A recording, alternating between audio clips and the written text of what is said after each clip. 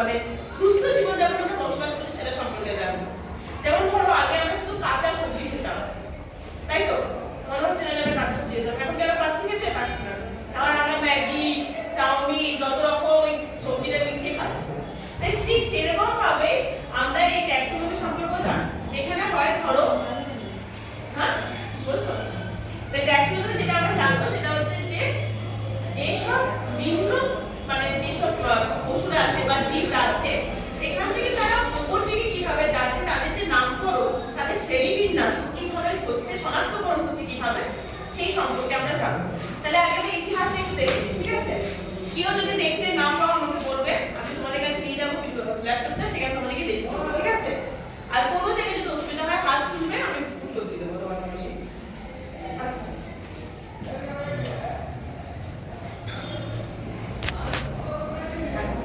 ফার্স্টে দেখো ইনি আছে, ইনি হচ্ছে আমাদের অগাস্টিন পি ক্যান্ডোলি, ঠিক আছে? তো এই অগাস্টিন পি ক্যান্ডোলে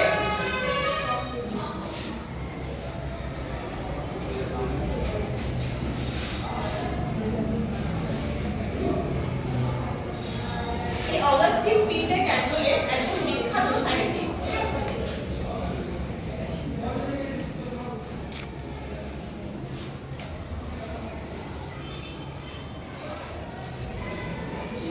অগাস্টিন পি ক্যান্ডোলে ইনি একজন বিখ্যাত বিজ্ঞানী, ঠিক আছে? ইনি প্রথম আবিষ্কার করেছেন আমাদের ট্যাক্সোনমিটা। আমরা এর পরে আরো অনেক সায়েন্টিস্টরা নামকরণ করেছেন ট্যাক্সোনমিতে, কিন্তু তার চেয়েও বেশি প্রথম যিনি আমাদেরকে নামটা দিয়েছেন তিনি হচ্ছেন অগাস্টিন পি ক্যান্ডোলে, ঠিক আছে? এরপর দেখো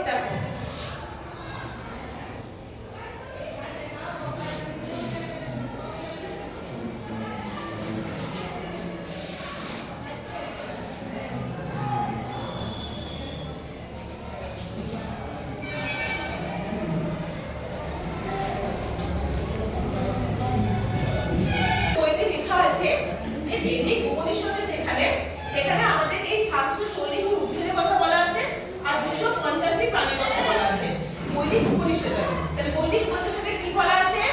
740টি উদ্ভিদের কথা বলা আছে আর 250টি প্রাণীর কথা বলা আছে।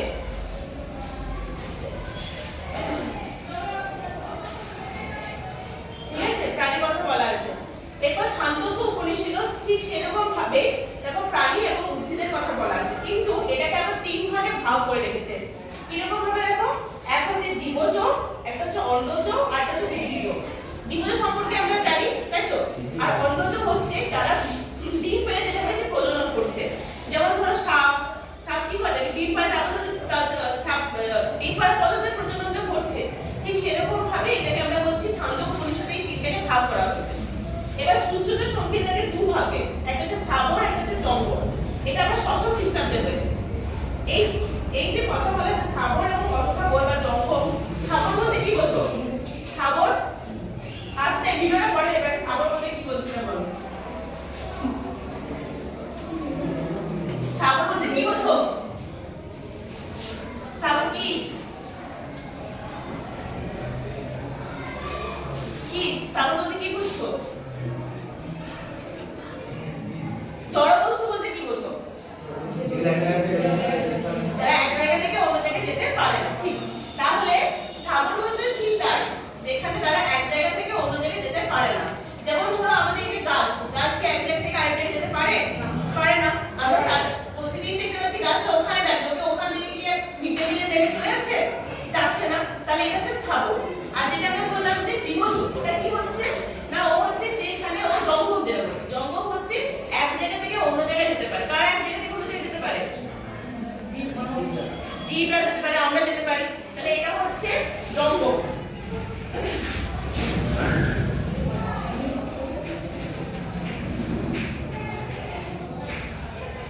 আচ্ছা, এবার খ্রিস্টাব্দ 384 থেকে 322 খ্রিস্টাব্দে অ্যারিস্টটল আমরা মোটামুটি সবাই জানি যে এটাকে আমরা প্রাণীবিদ্যার জনক বলে থাকি। কেমন? ইনি দু ভাগে আবার দুটোকে ভাগ করেছেন। একটা দেখবে অ্যানাইমা আর একটা হচ্ছে অ্যানিমা। অ্যানাইমা বলতে বোঝাতে চেয়েছে যে সব জীবেদের রক্ত রং লাল, সেই সব জীবকে ওনারা বলছেন অ্যানাইমা, আর যে সব জীবের রং লাল নয় তাকে বলছে অ্যানাইমা। এটা অ্যারিস্টটল। আর সবচেয়ে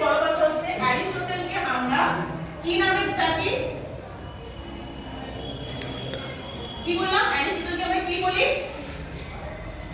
তো বলতে পারবে প্রাণী আবার জড়বস্তু অ্যারিস্টটল কি জড়বস্তু উনি তো বিজ্ঞান ইনি কি করে জড়বস্তু হচ্ছে হ্যাঁ উনি হচ্ছেন একজন জীববিদ্যার প্রাণীবিদ্যার জনক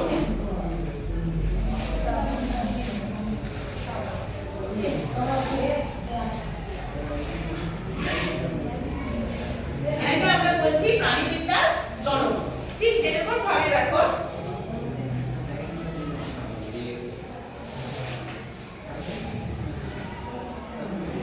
ঠিক সেরকম ভাবে দেখো থিওফ্রাস্টাস আছে এটাকে আমরা উদ্ভিদবিদ্যার জনক বলছি তাহলে অ্যারিস্টটলকে আমরা কি বলছি অ্যারিস্টটল প্রাণীবিদ্যার জনক তাই তো আর আমরা থিওফ্রাস্টাসকে কি বলছি উদ্ভিদবিদ্যার জনক আর প্লিনিকে আমরা কি বলি কৃত্রিম শ্রেণীবিন্যাস জনক ঠিক আছে আর একজন আছে যিনি হচ্ছে ক্যারোলাস লিনিয়াস এরপর হচ্ছে ক্যারোলাস লিনিয়াস এই ক্যারোলাস লিনিয়াস যেমন আমরা প্রথমে যেটা বললাম যে অগাস্টিন বি ক্যান্ডোলিকে আমরা যেমন বলছি উনি প্রথম আমাদের ট্যাক্সোনমি কথাটা বলেছেন আর এই যে ব্যক্তি ক্যারোলাস লিনিয়াস ইনি আমাদেরকে আবার বিন্যাসগুলি জনপদ দ্বীপপদ নামকরণের প্রবর্তক বলছি কিরকম ধরো উনি কিন্তু প্রথম আমাদেরকে বলেছেন যে ট্যাক্সোনমি লেখা কিভাবে হবে বা তার ট্যাক্সোনমি কিভাবে আমরা তৈরি করব সেই পুরো কথাটা কিন্তু লিনিয়াস আমাদেরকে প্রথম বলেছেন মানে এখান থেকে তোমাদের ছোট প্রশ্নগুলো আসে কিরকম আসে ধরো জিজ্ঞেস করো যে অ্যারিস্টটলকে আমরা কি বলি কি বললাম অ্যারিস্টটল প্রাণীবিদ্যার জনক ঠিক সেরকম থিওফ্রাস্টাসকে কি বললাম উদ্ভিদবিদ্যার জনক ভেরি গুড আর প্লিনিকে কি বললাম কৃত্রিম শ্রেণীবিন্যাস জনক আর যিনি আমাদের যে ক্যারোলাস লিনিয়াস যিনি প্রথম আমাদের তৈরি করেছেন তাকে আমরা বলছি কি বিন্যাসবিধি জনক ও দ্বীপপদ নামকরণের প্রবর্তক ঠিক আছে আচ্ছা এবার দেখো এবার আমরা জানলাম যে ট্যাক্সোনমির ইতিহাস সম্পর্কে আমরা জানলাম যে কোন কোন সায়েন্টিস্ট কিভাবে এই ট্যাক্সোনমিকে নিয়ে এসেছে আমাদের কাছে এবার আমরা জানবো যে কি কি উপাদান দিয়ে এটা তৈরি হয়েছে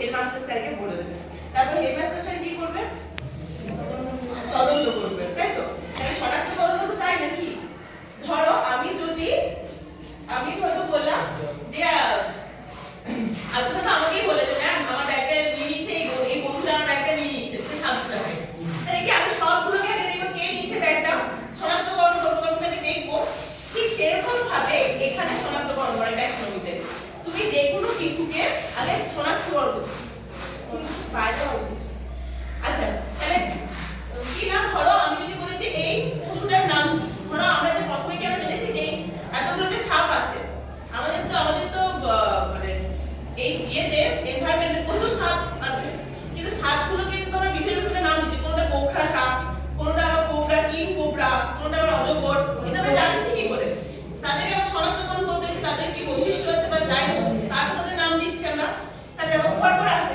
আসতে তাহলে ফার্স্টে আমাদের শনাক্তকরণ হলো তারপর আমরা তাদেরকে শ্রেণীবিন্যাস করলাম যে না এটা সাপই হবে তাহলে সাপ হলো এবারেও নামকরণ দিলাম কোনটা কিং কোবরা কোনটা অজগর তাহলে এইভাবে আমাদের ট্যাক্সোনমিটা হয় তাহলে তিনটে উপাদান কি কি বোঝা গেল প্রথম উপাদানটা কি শনাক্তকরণ তারপরে হচ্ছে শ্রেণীবিন্যাস আর তারপরে নামকরণ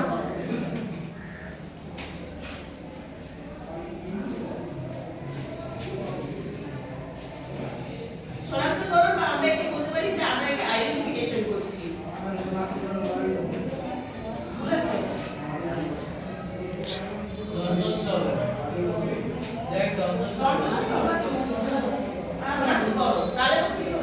কালীপদ সাঁতরা। বইতে আছে তো, আবার আরেকটা বইতে দেখবে গ্রন্থস্ব আছে।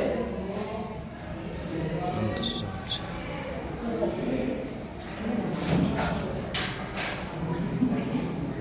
তাহলে শনাক্তকরণ হলো, শ্রেণীবিন্যাস হলো, নামকরণ হলো। শ্রেণীবিন্যাস কি? আমাদেরকে ভাগ করছি, ডিভাইড করছি, আর নামকরণ হচ্ছে তাদেরকে আমরা নতুন নাম দিচ্ছি। ঠিক আছে, আস্তে সেকেন্ড পেজ। এবার বৈশিষ্ট্য। প্রথম বৈশিষ্ট্য যে দ্বিবৈচিত্র্য সম্বন্ধে জ্ঞান আহরণ। দ্বিবৈচিত্র্য সম্বন্ধে জ্ঞান আহরণ আমাদের হচ্ছে তো ট্যাক্সোনমি দ্বারা, যে কোন কোন জীবটি কোন দিকে হচ্ছে বা কিভাবে তাদেরকে আমরা শ্রেণীবিন্যাস করছি সে সম্পর্কে আমরা জানছি। সব জীবকে কি আমরা একই নামে দিই? দিই না। সাপ, বাঘ, এগুলো সব আলাদা, কারণ প্রত্যেকেরই আলাদা আলাদা বৈশিষ্ট্য আছে। এবার হচ্ছে অগণিত জীবের মধ্যে বিশেষ জীবের শনাক্তকরণ। প্রচুর জীব আছে আমাদের, আস্তে অগণিত জীবের মধ্যে বিশেষ জীবের আমরা শনাক্তকরণ করছি। যেমন বাঘকে আমরা কি, সিংহকে আমরা যেমন কি বলি বনের রাজা, কি করে আমরা বলতে পারছি? মানে কি এত জীবের মধ্যে তোকে আমরা রাজা বলছি, তাহলে সেটা আমাদের দেখতে হচ্ছে। সিংহকে আমরা বলি না রাজা। আচ্ছা, বিবর্তনের ধারা সম্পর্কে অবহিতকরণ করছি, আর নব আবিষ্কৃত জীবের শনাক্তকরণ করছি। নব আবিষ্কৃত মানে ধরো কোনো একটা জীবকে তো আমরা আগে কখনো দেখিনি, দেখবে কোন রকম আমাদের যখন এই গ্রীষ্মকাল বা শীতকালের সময় দেখবে অনেক রকমের কিন্তু পাখি আসে, আসে তো দেখবে এখানে আমরা তাকে কিন্তু দেখতে পাই না সব সময়, কিন্তু নতুন পাখি এখানে আসে আমাদের, যেটাকে আমরা বলি দেখবে মাইগ্রেটরি বার্ড, যে বাইরে থেকে বার্ডগুলো এখানে আসছে, পাখিগুলো এখানে আসছে বলি তো। তাহলে সেই পাখিগুলোকে আমরা কি করছি? নতুনভাবে মানে শনাক্তকরণ করছি, আইডেন্টিফিকেশন করছি। তাহলে এটা হচ্ছে নব আবিষ্কৃত জীবের শনাক্তকরণ। বৈশিষ্ট্যগুলো বোঝা গেছে সবার? তাহলে কি কি বৈশিষ্ট্য বললাম? জীববৈচিত্র্য সম্বন্ধে জ্ঞান আহরণ হচ্ছে আমাদের। দ্বিতীয়ত হচ্ছে অগণিত জীবের মধ্যে বিশেষ জীবের শনাক্তকরণ করছি, তার সম্পর্কে অবহিতকরণ করছি, আর একটা হচ্ছে নব আবিষ্কৃত জীবের। আচ্ছা, এরপর দেখো,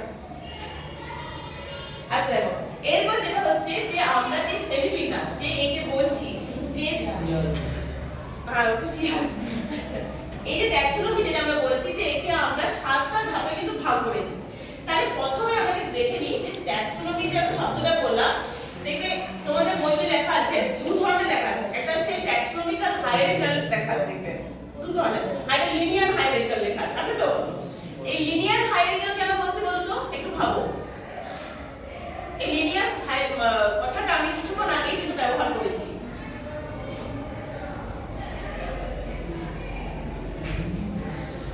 লিনিয়ার হায়ারার্কিক্যাল আমি কি বললাম যে লাস্টে আমি কার নাম বলেছি? এই যে আমাদের প্রবর্তক ছিলেন এই taxonomy, Carolus Linnaeus. Very good. তাহলে ক্যারোলাস লিনিয়াসের নামকরণ দিয়ে কিন্তু নাম দিয়ে কিন্তু আমাদের লিনিয়ার হায়ারার্কিক্যাল এই নামটি হয়েছে, ট্যাক্সোনমি হায়ারার্কিক্যাল। এটাকে আমরা 7টা ভাগে ভাগে কিন্তু এটাকে আমরা ভাগ করে দিচ্ছি। কেমন দেখো, এটা আবার সবচেয়ে মজার কথা হচ্ছে আমাদের কিন্তু এটা নিচ থেকে উপরে গেছে। যে কোনো ট্যাক্সোনমিক্যাল ট্যাক্সোনমি যখন তোমাদের দিবে যে নিচ থেকে উপরে যাচ্ছে না উপর থেকে নিচে আছে, এটা কিন্তু নিচ থেকে উপর দিকে যাচ্ছে। যখন তোমরা ক্লাসে পড়ো তখন তোমরা কি একদম উপর ক্লাস চলে যাচ্ছ, 12 থেকে একদম এমকেজি যাচ্ছ? যাচ্ছ না, ছোট থেকে একদম বড় যাচ্ছ।